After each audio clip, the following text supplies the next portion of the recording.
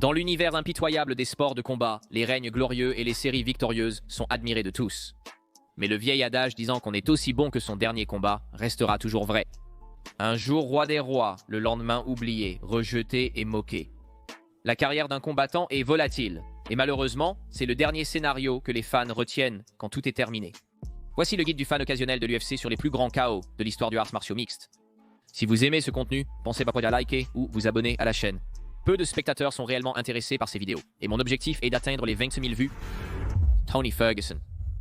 Cet homme allait toujours être en tête de cette liste, et son histoire n'est pas encore terminée. Prévu pour affronter Paddy Pimblett à l'UFC 296 en décembre, beaucoup s'attendent à ce que ce soit le dernier combat d'El Cucuy. Bien qu'éloigné de son apogée, le croque-mitaine était jadis le plus redouté chez les poids légers. Avec sa frappe unique, son jiu-jitsu brésilien fluide au sol et sa détermination, il avait l'habitude de laisser ses adversaires en sang à la fin du combat, que ce soit par la cloche ou l'intervention de l'arbitre. Invaincu dans 12 combats en 6 ans, Ferguson était pour beaucoup le seul capable de terrasser le leader du clan Nurmagomedov. Un affrontement maudit par les dieux du art martiaux mixtes, 5 fois programmé puis annulé en raison de nombreux problèmes. Pendant ce temps, Ferguson revendiquait le titre intérimaire, un exploit notable, mais qu'il ne pourrait jamais transformer en titre incontesté, l'âge le rattrapant. Après avoir perdu sa ceinture, il se battra pour une autre chance contre Justin Gaethje à Fight Island. Pour de nombreux fans de arts martiaux mixtes, c'est désormais considéré comme l'un des passages à tabac les plus brutaux de mémoire récente, envoyant Tony dans une spirale descendante irréversible. Malgré ses capacités réduites comparées à ses précédentes performances dominantes, son cœur et sa détermination étaient bien présents. Après 23 minutes, Herb Dean est finalement intervenu pour arrêter le combat par technical knockout, marquant ainsi le début d'un brutal déclin. Le jeu de combat ne fait pas de cadeaux, et Tony enchaînerait 6 défaites consécutives face à une compétition crédible, mais de manière indéniablement vicieuse.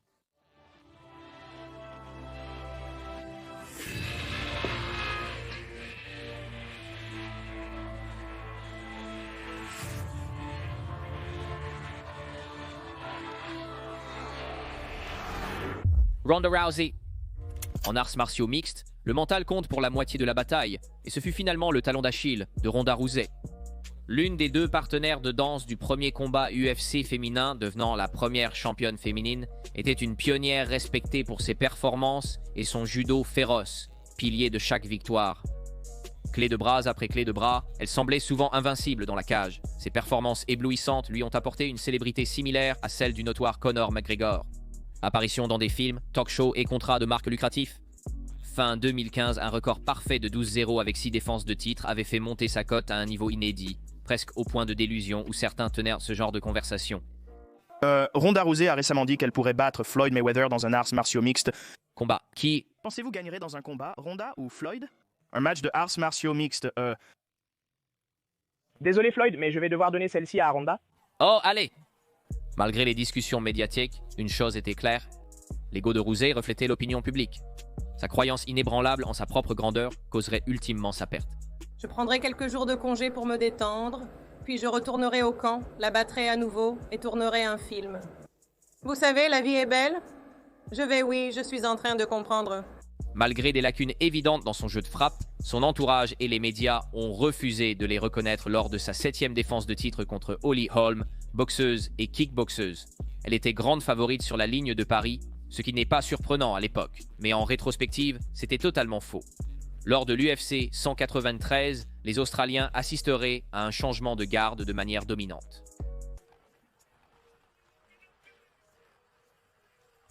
Rousey était mentalement brisée, ce qui a été prouvé par son refus d'assumer des obligations médiatiques ou des apparitions publiques, chose qu'elle faisait fréquemment pendant son règne de championne.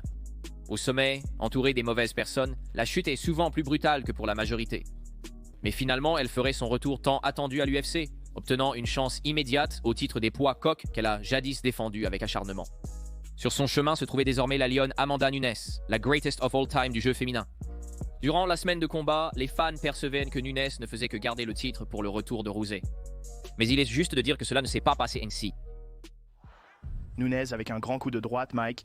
Et encore une fois, elle l'a blessé. Encore une fois, Ron est en difficulté. Elle est en difficulté. Mike, en haut de la grande difficulté, peut-elle finir ici maintenant? Elle marche, Ronda en bas, elle la marque. Encore une fois.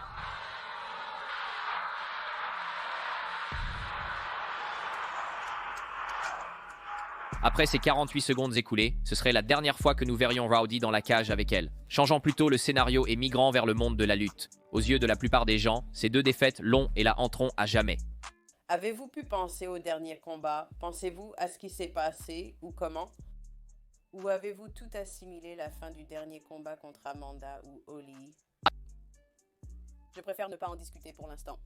Rétrospectivement, les exploits de Rousey étaient sans aucun doute impressionnants, mais sa chute l'était tout autant et, aux yeux de beaucoup, ses réalisations étaient le résultat d'être au bon endroit, au bon moment, car le sport a évolué et le sport l'a dépassé comme si elle était au sommet, mais si vous le construisez, c'est comme ce film Field of Dreams. Construisez-le.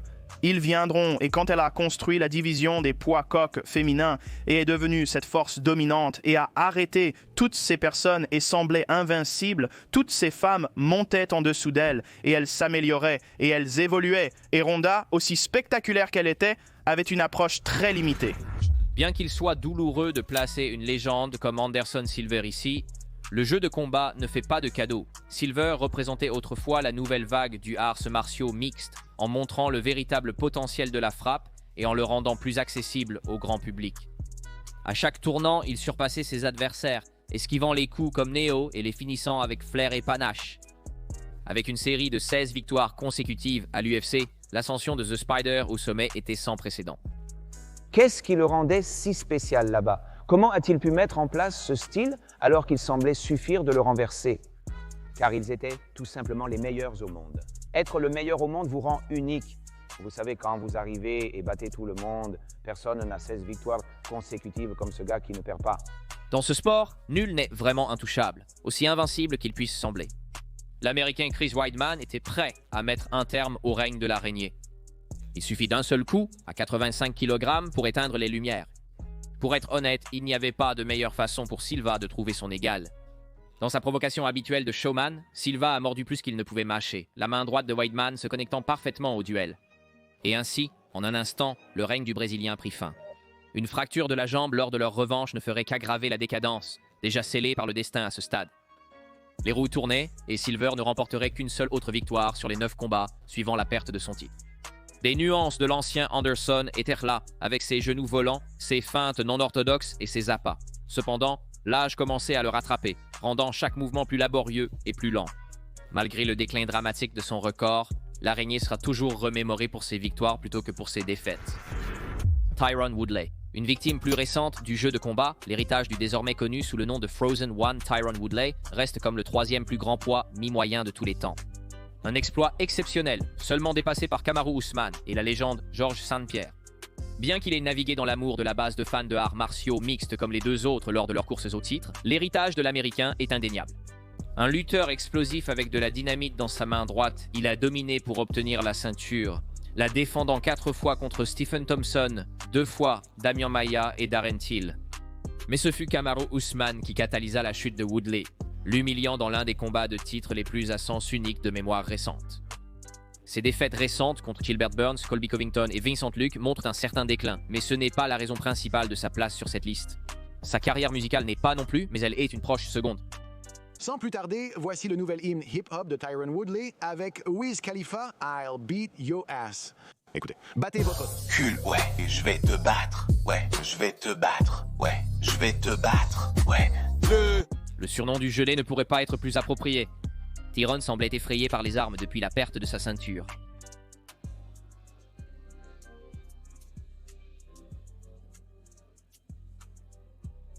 Et cela serait prouvé sans aucun doute une fois qu'il aurait enfilé les gants de boxe pour combattre Jake Paul. Il ne pouvait pas perdre contre un YouTuber, n'est-ce pas? Eh bien, il l'a fait, et 2 fois de suite. La seconde de façon extrêmement brutale.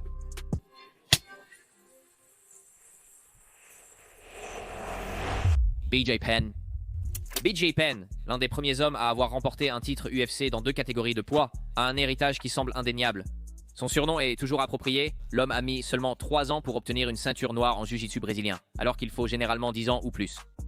Malgré un palmarès imparfait dans sa prime jeunesse, contrairement à d'autres combattants de cette liste, ses défaites étaient de face à l'élite. G.S., P. Matt Hughes et Lyoto Machida sont des noms célèbres dans l'univers de la lutte. À son apogée, Penn était une force redoutable. Mais après avoir perdu 2 fois la ceinture face à Frankie Edgar, le temps était révolu pour le vétéran. Dans les 8 combats suivants, il n'a obtenu qu'un match nul, les autres étant parfois pénibles à regarder. Notamment son célèbre match contre le désormais renommé Yaya Rodriguez. Ce combat reste l'un des plus inconfortables de mémoire récente, tant les trajectoires des deux combattants sont opposées. Comme souvent dans ce jeu, le jeune joueur démantèlerait sans effort le vétéran vieillissant, s'accrochant à ses gloires passées. Mais les choses iraient de mal en pis, et la raison pour laquelle BJ a dû faire cette liste. Après une dispute alimentée par l'alcool en 2019, on a enregistré sur vidéo l'ancien champion 2 fois vainqueur mis KO par un homme ordinaire. Et puis il me frappe encore, et enfin mon adrénaline a augmenté parce qu'il me frappait tellement. Je suis comme, oh vas-y, frappe-moi encore. Hey, Tense! Ici, je repars ici. Frappe encore, frappe encore. Non, arrête. Allez. Henan Barao. L'ex-champion des poids coqs Henan Barao a jadis dominé la catégorie des 61 kg, accumulant un bilan professionnel impressionnant de 34 victoires pour une défaite au sommet de sa gloire. Malgré une première défaite, il enchaîne 9 ans de victoires, démolissant ses adversaires, souvent grâce à ses techniques de soumission brevetées. Comme beaucoup sur cette liste, il semblait un temps immortel. Mais la faucheuse du arts martiaux mixte vient pour tous, et pour Henan, elle serait incarnée par le nouveau venu TJ Dillashaw. Malgré ses compétences considérables, peu croyaient en ses chances de réussite. Pourquoi le ferait-il? Ses exploits au combat étaient bien inférieurs à ceux des champions. TJ n'avait que 3 victoires d'affilée avant le combat pour le titre, un exploit impressionnant mais atteignable par plusieurs dans la compagnie. Mais quand Bruce Buffer a annoncé l'événement principal, le destin de Barao a été scellé. Dillashaw a choqué le monde en démolissant le Brésilien, culminant avec un technical knockout au 5e round. Dillashaw continuerait à prospérer en tant que roi, tandis que Barao ne s'en remettrait jamais. Malgré une revanche victorieuse avec TJ, Henan ne ferait que dégringoler, terminant sa carrière avec 6 défaites consécutives, lui laissant un bilan post-titre de 2 victoires pour 11 défaites.